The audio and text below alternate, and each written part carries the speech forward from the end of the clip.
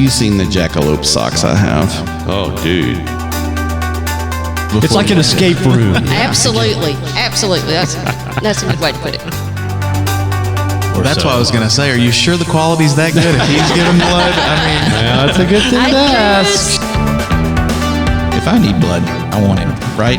That's exactly Absolutely. right. So he wants to know, can you test for midichlorians to see what their chances of being a Jedi are? Oh, unfortunately not. hello and welcome to another episode of Northside Now. This is the podcast where we take you on a tour through all of the ministries and the latest happenings around Northside Church to keep you better connected with your church family. My name is Patrick, and with me as always are my co-hosts, Glenn Miller and Kevin Bryant. Hello. Hello. How was your Father's Day? It was, Oh, dude. That sounds a little Have bit. you seen, meh. have you I'm not seen- quite a father yet, so.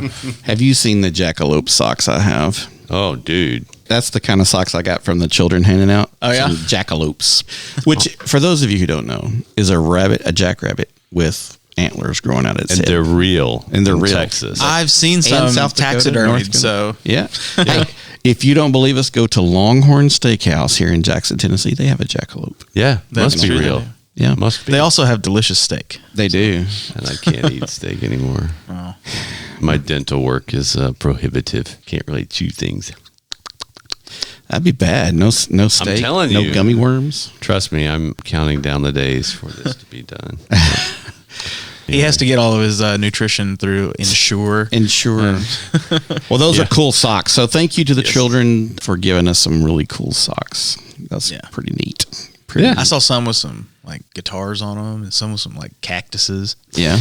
My son has Grogu socks. Yeah. Oh, there you go. Yeah. It's pretty neat.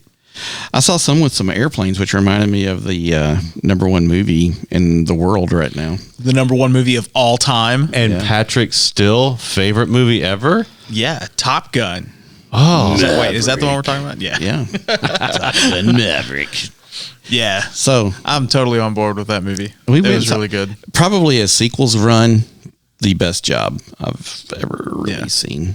I mean, seriously, they did a really great job. of And doing yeah, that. and I'm disappointed I haven't seen it yet, but working on that. But it's interesting because I went back and watched the first one, Oh yeah, I did too. and my nostalgia about it was a little different than what I saw. I've discovered. Well, I went back and rewatched it on VHS, which is the way God intended. And then I broke out the NES Top Gun game. Okay. And I still cannot for the life of me land the plane. You were just all in, man. Yeah, I'm all in. Totally. I'm a big Iceman fan. That's so. hilarious. Which they did a great job with. Yeah, I was really pleased with that. Yeah. There's a really good Val Kilmer documentary on Yeah. Amazon Prime. Yeah. It's really good. And I was really pleased with the way they had him in Yeah. Top Gun. So. Yeah. Yeah. Well, it's pretty neat what they can do in movies now as far as, they've done that with Star Wars on the Boba Fett and stuff with Luke Skywalker come Yep. back Yep. and all of those things. And so it's kind of neat what they can do.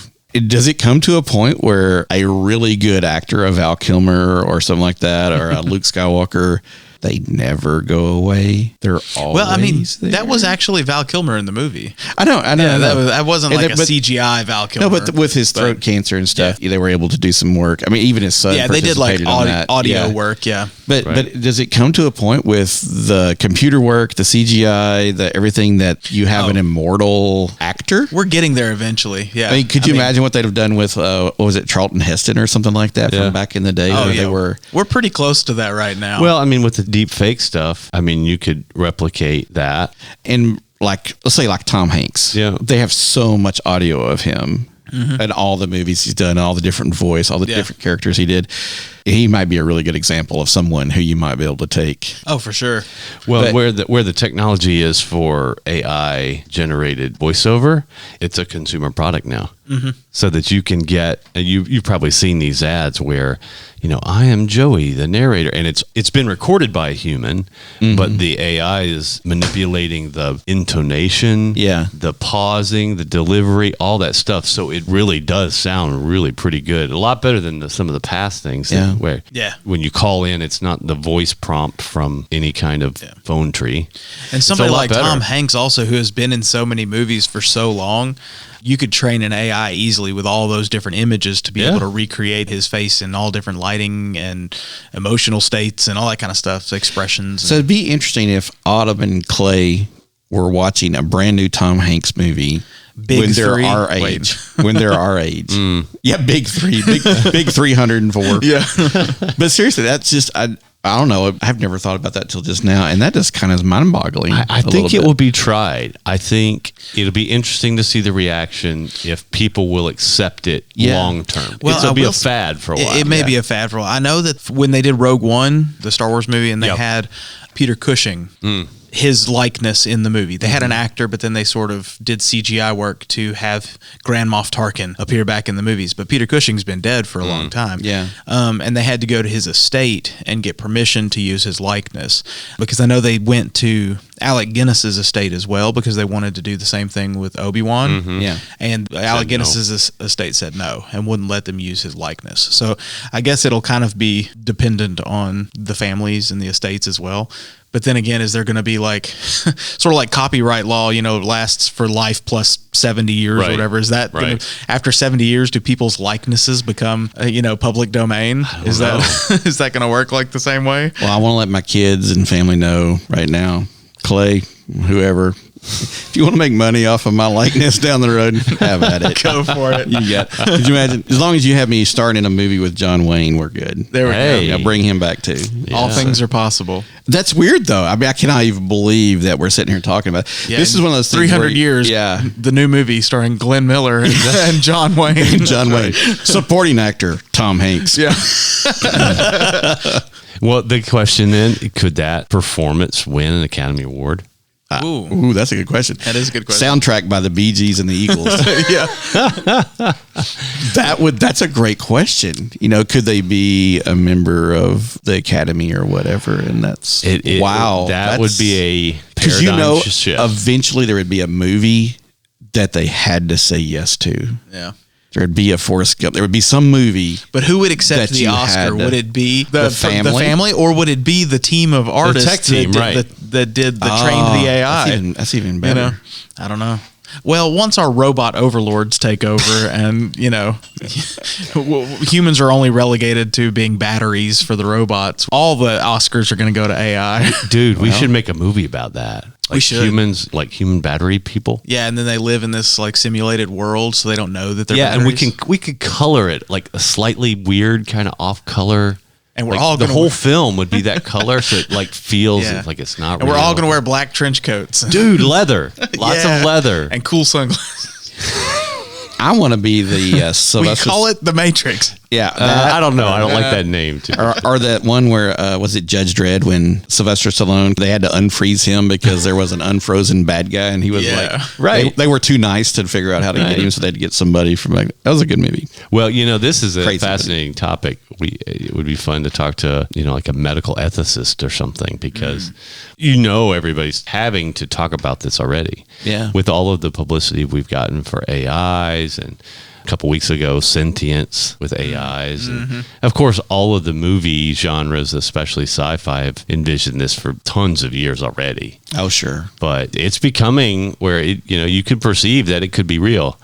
And so thinking about, okay, so if that's the case, then how do we navigate those ethical questions? Yeah. Is really important. I know in the medical field, they talk about it a lot. Yeah. How you deal with the human body even after they're deceased.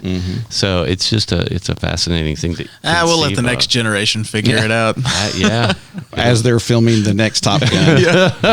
Why not? 50 years later when the next Top Gun comes out. Well, we do know one thing is that AI has no real blood. And we have someone here today in the podcast room that knows all about blood, knows more about blood than probably anybody in West Tennessee. Yep. And his name is Dracula. No, actually, it's her, and her name is Nikki Watlington, and she's here with us today from Lifeline. So let's turn our attention over to her and learn a little bit about like real life-giving stuff for real humans. All right. We're here today with Nikki Watlington. welcome, Nikki, to the podcast room. Thank you. Glad to be here. You know, not everybody knows where this is at. It seems like it's It's hard to get to. it's hard to get to. You have to crawl over stuff and up into a secret hatch. Yeah, it's beautiful too. You have to solve a few riddles before. It's like an escape room. Absolutely. Absolutely. That's a good way to put it. So, what's it if it's an escape room but you're trying to get in? Man, that's a good question. Man, people will be worried about this the rest of the day. Yeah. That should be a Jeopardy question. Sounds like If y'all have the answer, email us. Podcast at northsidejackson.com. And you might win a prize because you'll probably be the first person to ever email us. Yes. Been a loss on that. Yeah. But Nikki, y'all been a part of Northside for many moons now. It's a long time. It has been. It's, probably 19 years anyway. Yeah. Going on 20. So tell us a little bit about your family, the Watlingtons. So in our family, we have Jeff, my husband, who works at Watlington Brothers Construction, and that's been in business for 75 years this year. Cool. And we have 2 grown children, if I want to call them grown. I don't think they're grown, but by standards, they are adults. Right. So Katie, or Caitlin, depending on how you know her, just finished her first year of law school at Belmont University. And Caleb is finishing his sophomore year at Mississippi State. It's really funny. I was at a meeting for FCA not long ago, and there was a young lady there who came with somebody just visiting. And she was just finished her second year at Belmont Law School, and Mr. Hank Shackelford was in the meeting, and he said, "Do you know Katie Watlington?" And she said, "I don't know me the first year." She just finished her first year. He said, "Well, you need to get to know her." And I was laughing because he was down the table, and I was like, "That's really awesome." Yeah. Just to hear, former youth and people, I mean, like, gosh, she's like my own grandkid or something there. But Does it make you feel old? It does.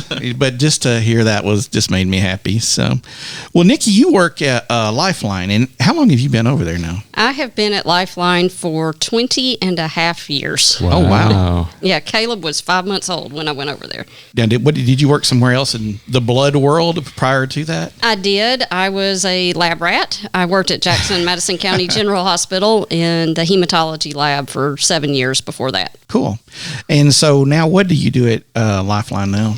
So my title is Director of Quality and Regulatory Services, which encompasses a whole myriad of job duties.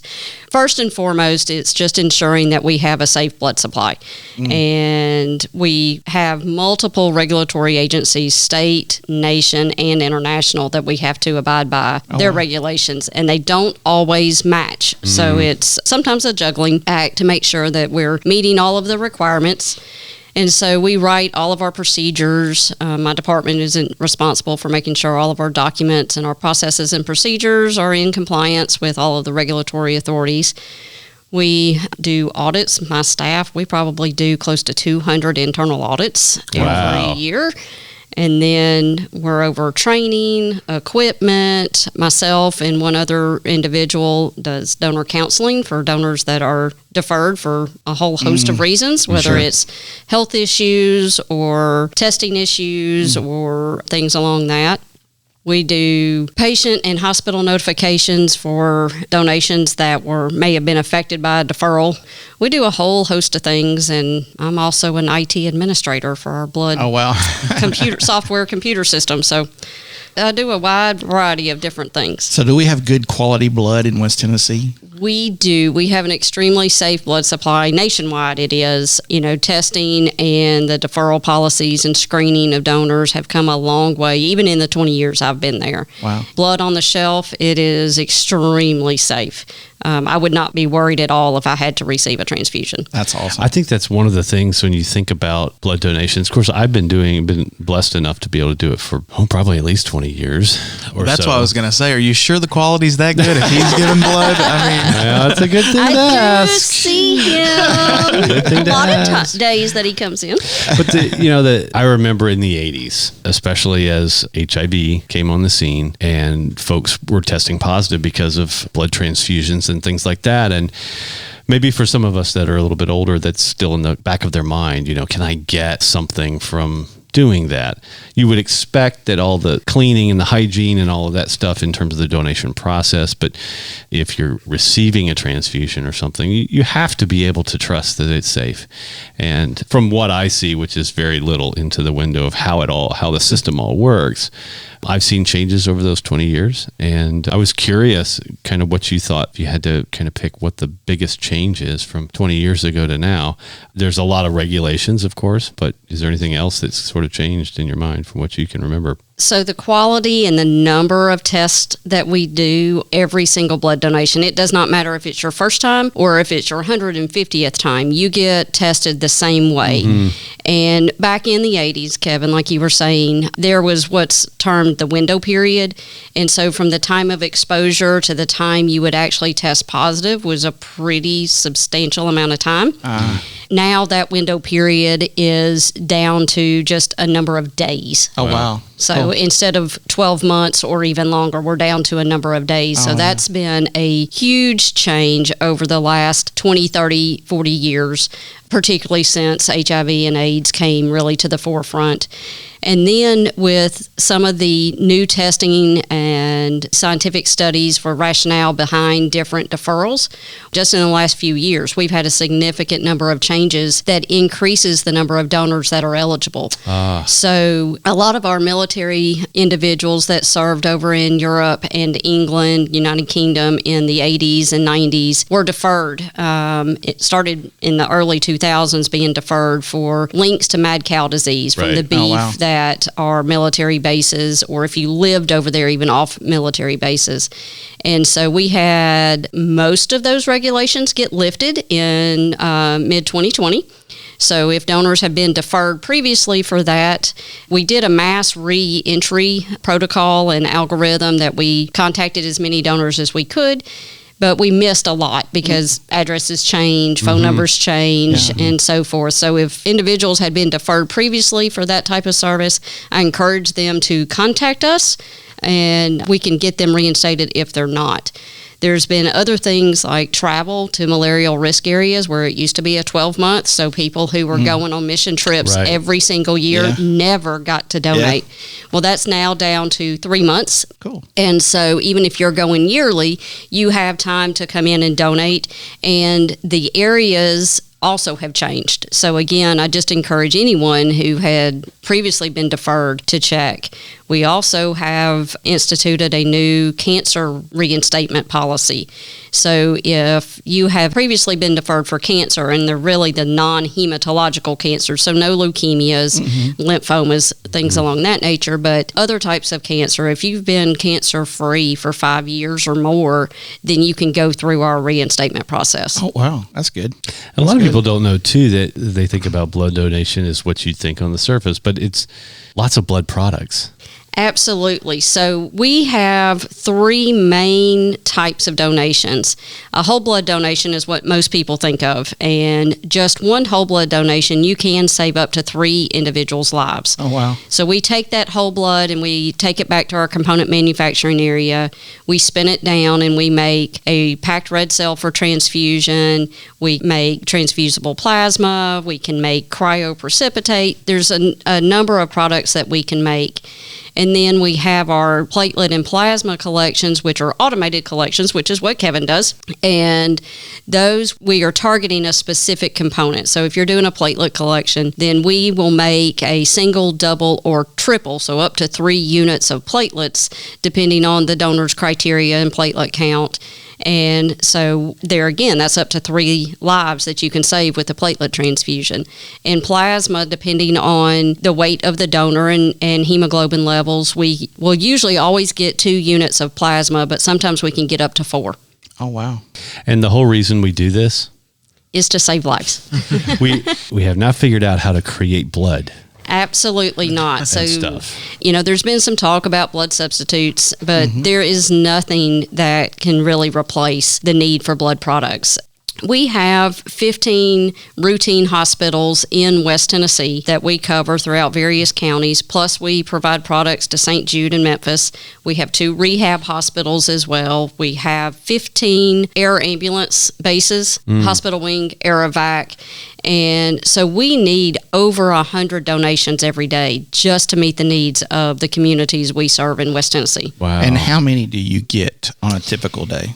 The last couple of years, just with everything else with COVID, it has been a huge struggle. So we do aim for around 100. Some days we're about 60 to 70.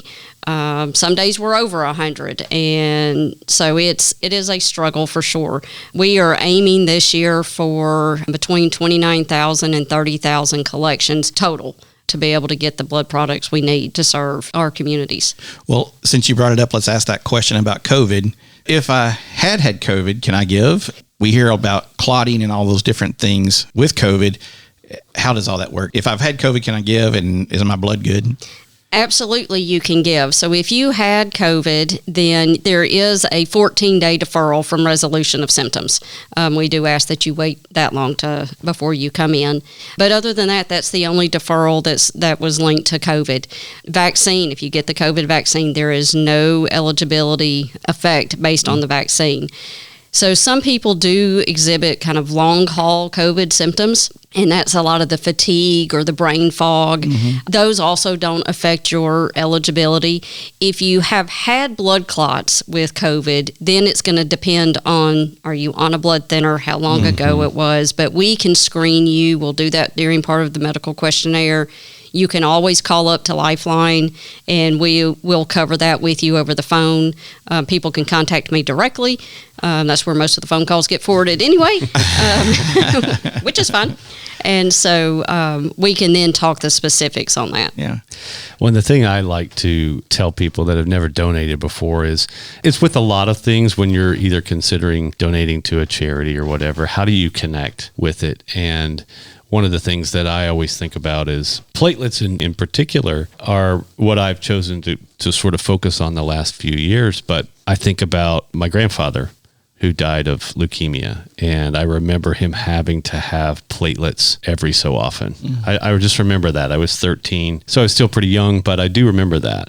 And then I've known people as I've gotten older as an adult that their lives were either saved or prolonged because of something like platelets that help their body recover. And so when I do that, I think about that. I think about, yes, there's a momentary, there's a period of slight pain and maybe some discomfort, and it's inconvenient for sure, but it's something I can do. And I understand not everybody, anatomically, their veins are hard to find, those kinds of things. There's reasons, or if you're deferred for a particular reason. But if you can, I really encourage anybody to think about doing it, because there is no substitute.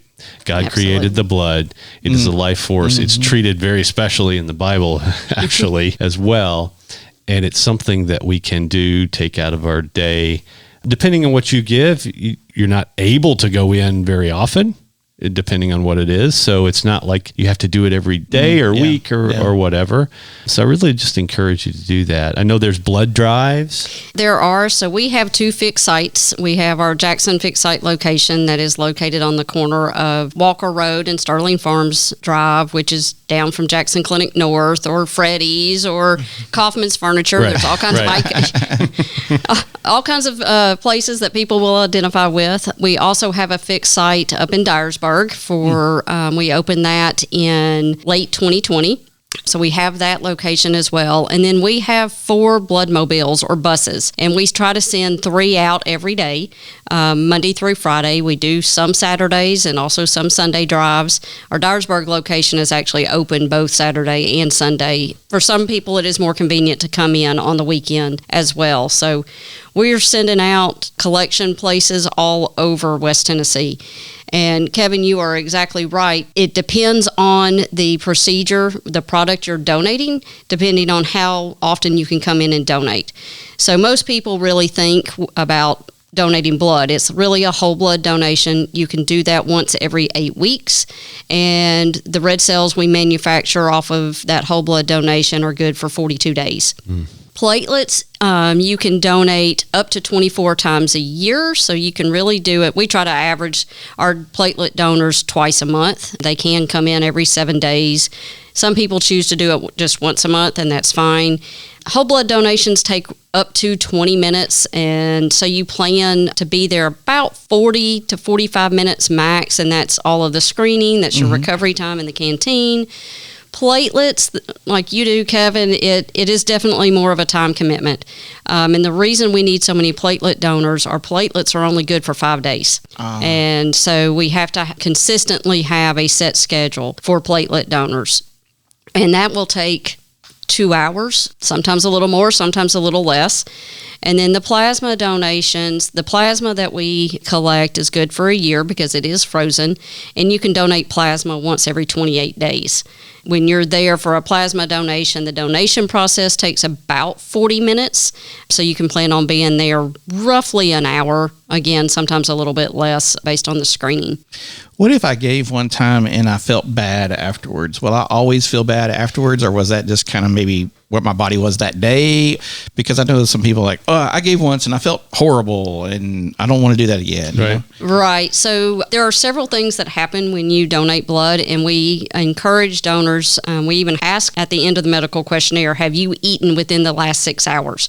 Well, for some people, 6 hours is, if it's been 6 hours, 5 hours, 6 hours since you've eaten, that's not soon enough. Just really, really push fluids leading up to the day of your donation, the day of your donation. Make sure you've had a really good meal, not a granola bar or even just a protein shake, which is a lot of times what I eat for breakfast. But I know if I'm going to donate, I'm going to have to eat something more than that for breakfast or lunch, depending on when I'm donating. And then it's just pushing fluids afterwards. Yeah.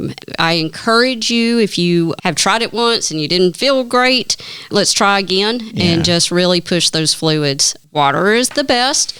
Trying to avoid caffeine. You can have your cup of coffee. You can have your Coke. That doesn't matter, but just trying to make sure you get that volume in there to replace the fluid you'll lose. And y'all do all that processing and everything of the blood there in the building, right? We do. We process everything in our Jackson Fix site. So even the Dyersburg collections and the mobile collections, everything comes back to the Jackson Fix site. See, I don't guess I really realized that we have that kind of service and that kind of thing right here we have that kind of lab right here in West Tennessee. That's really cool. And, just as a little encouragement to people too, they do a really good job at Lifeline, just rewarding the donors. I mean, they got great t-shirts. They're very appreciative.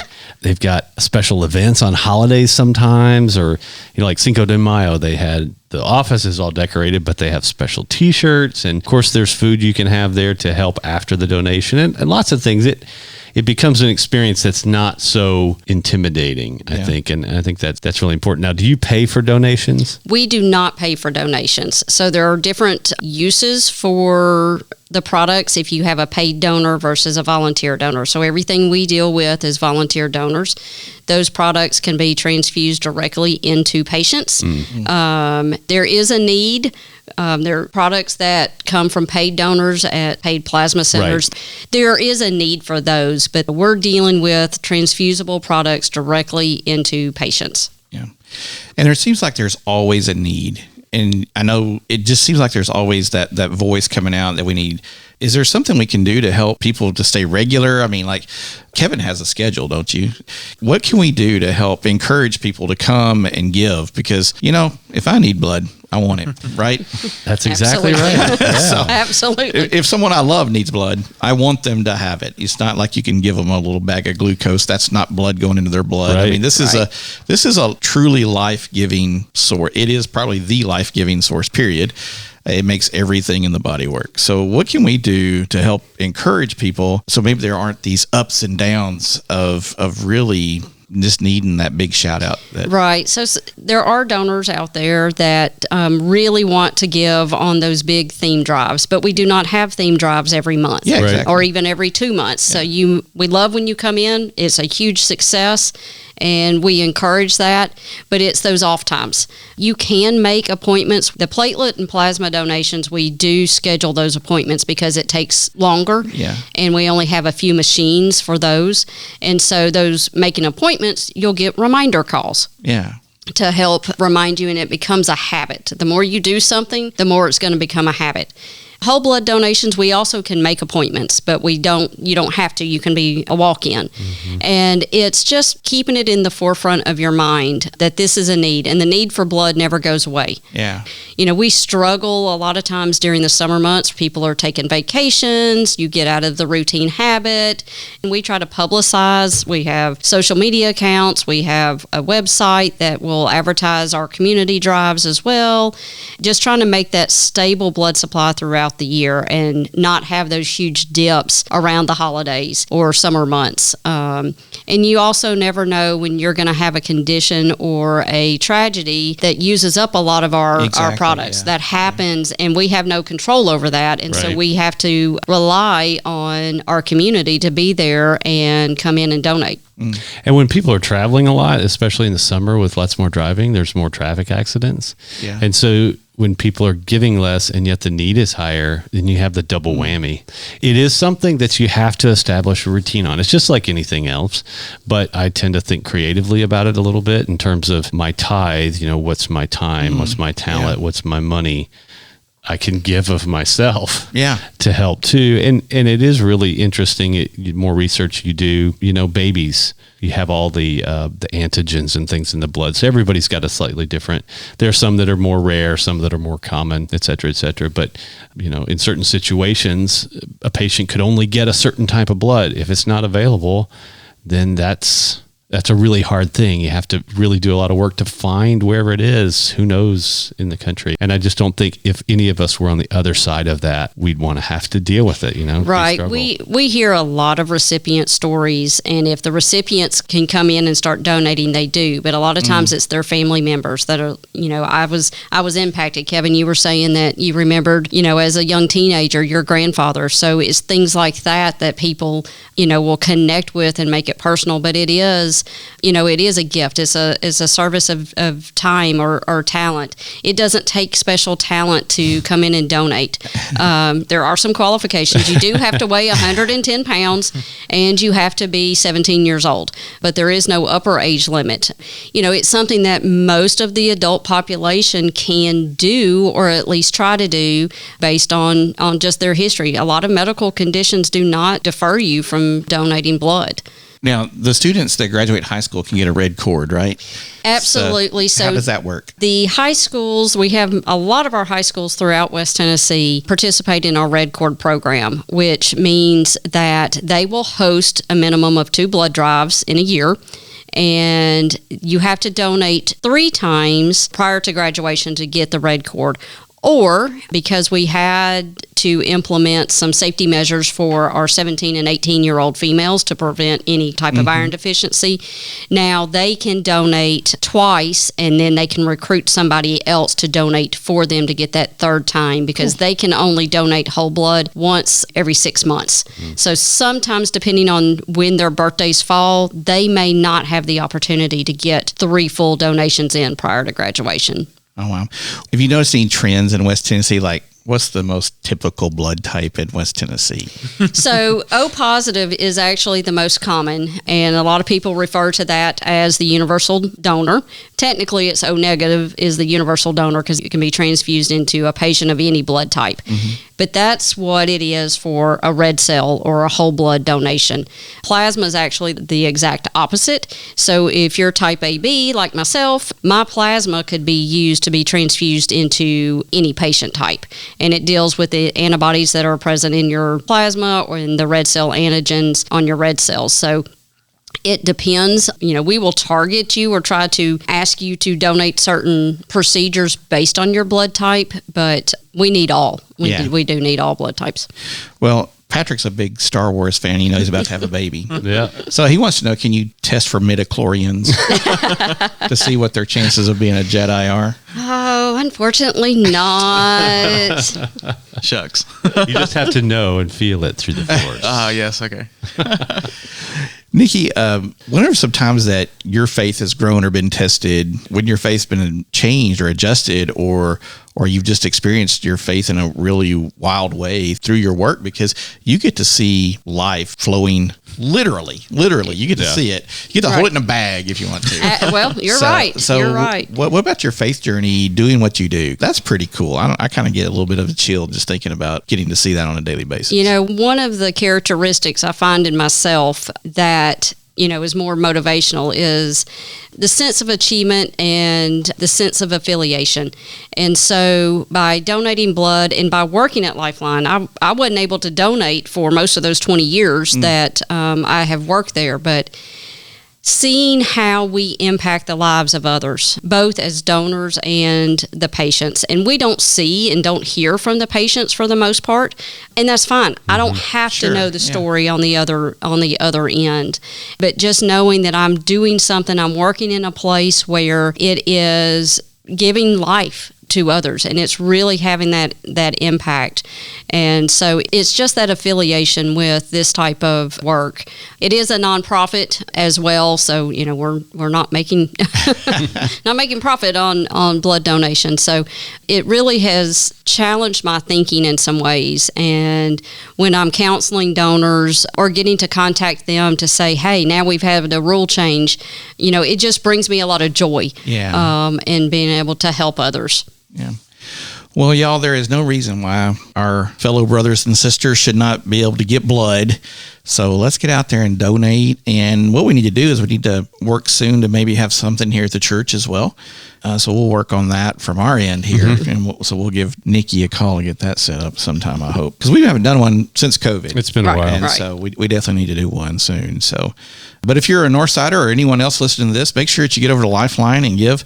Nikki's there. Sometimes you'll see her. Sometimes you won't. You can always ask for her. Yes, I get text messages all the time or phone calls from the front. Hey, I'm here. And I was like, and I'll text back. If I'm not in a meeting, I will come around and try to chat for a few minutes. So or if you have questions, you've traveled or you've had a sickness or something, you can definitely get in touch with her at Lifeline, and she can answer those questions for you and get you over to donate if you can. And that's a really important thing. I mean, Kevin, we appreciate what you do. Patrick and I think we need to get on the ball. We could probably do a little better. I used the mission trip excuse forever, and it was. I mean, it was legit. But Nikki told me not long ago I could not use that anymore, and I need to get over there. So I do. She's right. So I will be going soon. But thank you for coming in, and thank you for doing what you do. It is it's one of those things in the medical field that no one thinks about. You know, no one thinks about. We know you need to have it, you know, but it's jobs like that and careers like that and service like that it's not that frontline, exciting emergency room nurse kind of person. But it is so important. Yep. So thank you for doing that, making sure we've got safe blood here in our area for sure. Sorry, Dracula, you got to get out of the room. But I don't want to leave. Okay. I feel like we did a pretty good job. We didn't give her too many Dracula jokes. I tried to keep my vampire references to a minimum. But I tell you what, it is amazing to me. It happens so often. There's a lot of things that happen in West Tennessee that are global and handle the whole country and just different stuff that you just never know. You're just like driving by a building and you have no idea what's going on in that building. Yeah. And Lifeline's one of those places. So it's pretty cool that they're doing some pretty amazing work. And I mean, the blood supply is just so important. So, I mean, Kevin, sitting here, you got both your arms wrapped, and it is so good to give. Sure. You know, a lot of people think, you know, I can donate money and help this project or help that project. And that does help for a little while. And while donating blood can help for a little while, that help of a little bit really can be life-saving. Yeah. And, you know, I've been registered as an organ donor. A donor. How often have you done that? Yeah. If blood counts as an organ, a while. But, you know, I thought of that too. And for a lot of people, that's just something they just can't think about. You know, it's a very strange thought. And I wouldn't disagree with that. But the thing that's cool about blood and blood products is that your body replaces them naturally. So if you can do it, then you're getting the benefit. I mean, you don't have to, not to sound crass, you don't have to die to help somebody. Yeah. Whereas with organ donation, I mean, that's what is happening. And I've known plenty of people that have been able to live because of organ donation. So I commend anybody that is willing to, you know, make that conscious decision. So that's important. But the blood donation part, if you're able to, not everyone is. Sure. Exactly. I think everybody should at least consider it and maybe get tested like we talked about. But that's the cool part, I think, about that is that it is renewable. It's a renewable resource. We think about that in terms of like sun or water power, all those things, but that's another thing that is uniquely human. Yeah. Well, speaking of sun, it's not even quite summer. There's barely 24 hours of the summer, and it has just like been blistering us. We're not even in July yet. So, Yeah. Patrick, what do we got coming up in July, which hopefully is cooler than June has been? Yeah, well, we got a few things coming up. So this week, actually, on the 24th, the team is leaving to head towards Africa. Yeah. And so Rev Kev and Daphne will both be out. And so Gary will be in charge, I guess. And pray for that team. There's a lot of young people, and over half the team, or right at half the team, has never been before. So that's going to be some exciting. great stories. Yeah, we'll talk to them after they come when back, they get for sure. That'll Because, be fun. you know, the trip over there is like maybe 13-hour at one point. Yeah. And Yeah. the trip back is even longer. It's, 17. yeah. You can be like time travelers, though. And that's one flight out of like 4 or 5 you got to take. Yeah. Right. A lot of jumping. But with Rev Kev and Daphne both being out, we're actually going to get a couple of guest preachers the next couple of weeks on cool. Sunday. So Yeah. this Sunday, this coming Sunday, Brian Lee is going to be preaching. So Oh, neat. He teaches Sunday school in the chapel at both the 9:15 and the 10:30. So I know a lot of people are already familiar with him, but he'll be preaching this coming Sunday. Awesome. And then the Sunday after, July 3rd, Dr. Logan Hampton, who is the president at Lane, he's going to be preaching. So I'm really looking forward to that one. I am That'd be too. cool. Brian recently came to one of the fishing outings with the Northside fishing group. Yep. And had a big time. And the guys in his boat, they caught like a 5-pounder. Oh, on the nice. boat that day. Yeah. So That's pretty cool. And then the team will be returning from Africa on July the 6th. Yep, Yes, I that's think so. right. That's what I have written down. So, and then July 11th through 15th, here it comes. We're making waves with VBS. CBS. July 11th through the 15th. I think there's still some time to sign up for that and to sign up to be a volunteer. I know Christy will not say no to more help. And then on July 27th, we're hoping to kick off our new hospitality team, which is going to include a lot of coffee stations, welcome stations, greeters at the doors, all sorts of things. And Daphne is still needing a lot of help with that. So if you want to get on, you can sign up online or on the app or just call up here to the office. But consider signing up for our Connect with Northside hospitality team. yeah. And I'll remind everybody again, no Wednesday night activities during the month of July. So we're going to take a little summer break, and we'll see you again in August. Well, it'll be good. Good little break. Yeah. Well, guys, thanks for podcasting with me. And thanks to all of you out there in the world for listening. If you enjoyed this episode and you'd like to help support the podcast, please share it with others, post about it on social media, or leave a rating and review. To catch all the latest from us, you can follow us on Instagram at Northside Now Podcast. Go to our website, northsidejackson.com, or email us at podcast@northsidejackson.com. We hope to hear from you soon. Once again, this is Patrick. This is Glenn. I'm Kevin. And that's what's happening at Northside Now. Bye-bye.